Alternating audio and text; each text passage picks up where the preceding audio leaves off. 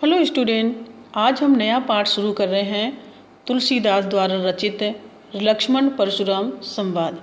सबसे पहले हम तुलसीदास जी के बारे में जान लेते हैं। तुलसीदास जी का जन्म उत्तर प्रदेश के बांदा जिले के राजापुर गांव में संवत 1589 सन 1532 ईस्वी में माना जाता है। इनके पिता का नाम आत्माराम दुबे था, जो एक सरयू पारणिक ब्राह्मण थे। इनकी माता का नाम हुलसी था। कहा जाता है कि तुलसीदास अभुक्त मूल नक्षत्र में पैदा हुए थे तथा जन्म लेते ही इनकी अवस्था 5 वर्ष के बालक के समान थी। मुंह में दांत भी निकले हुए थे।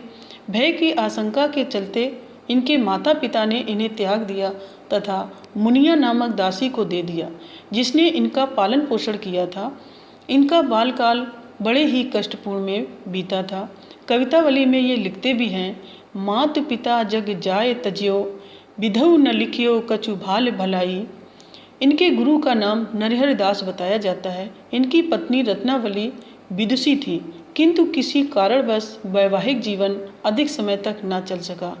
इन्होंने गृह त्याग कर दिया तथा घूमते घूमते अयोध्या पहुंच गए।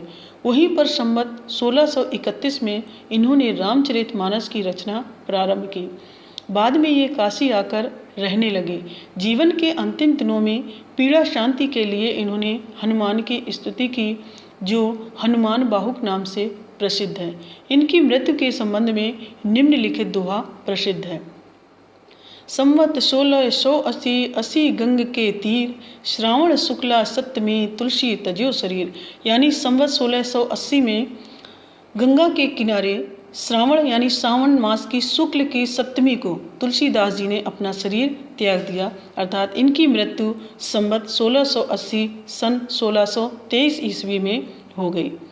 इन्होंने राम के अनन्य भक्त के रूप में दास्य भाव अपनाते हुए अनेक काव्य ग्रंथों की रचना की, जिनमें से निम्नलिखित प्राप्त हैं: रामचरितमानस, विनय पत्रिका, दोहावली, गीतावली, कवितावली, रामाज्ञा प्रश्न, वरवय रामायण, जानकी मंगल, पार्वती मंगल, रामलला नच्छू, वैराग संदीपनी तथा श्री गीतावली। तुलसीदास आदर्शवादी कवि थे। इन्होंने आदर्श चरित्रों का सृजन कर हमें अपने दैनिक जीवन में उनके अनुकरण का संदेश दिया है। ये अवधी और ब्रज भाषा दोनों के ज्ञाता थे। दोनों भाषाओं का शुद्ध और परिमार्जित रूप इन्होंने अपनाया। पाठ परिचय भी हम पढ़ लेते हैं। राम लक्ष्मण या लक्ष्मण परशुराम संवाद रामचरितमानस के बालकांड से उद्धृत है। धनुर्यज्ञ के पश्चात मुनि परशुराम शिव धनुष भंग का समाचार पाकर क्रोध में तमतमाते हुए वहां आते हैं, किंतु राम की विनयशीलता और विश्वामित्र के समझाने पर राम के शक्ति परीक्षण के बाद उनका क्रोध शांत होता है। परंतु इस बीच लक्ष्मण और परशुराम के बीच व्यंग्योक्तियों से युक्त जो संवाद हुआ, उस प्रसंग को यहाँ प्रस्तुत किया गया है।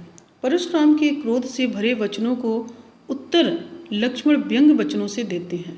लक्ष्मण जहाँ विवाद वत्सल हैं, वहीं श्री राम नीतिज्ञ एवं सौजन्य के प्रतिमान के रूप में प्रकट होते हैं। विश्वामित्र संतुलन बिंदु हैं। वे चरम क्रोध की दशा में परशुराम के आवेश का प्रशमित करते हैं। परशुराम का क्रोध भय से अधिक हास्य का आलंबन बन जाता है। धन्यवाद।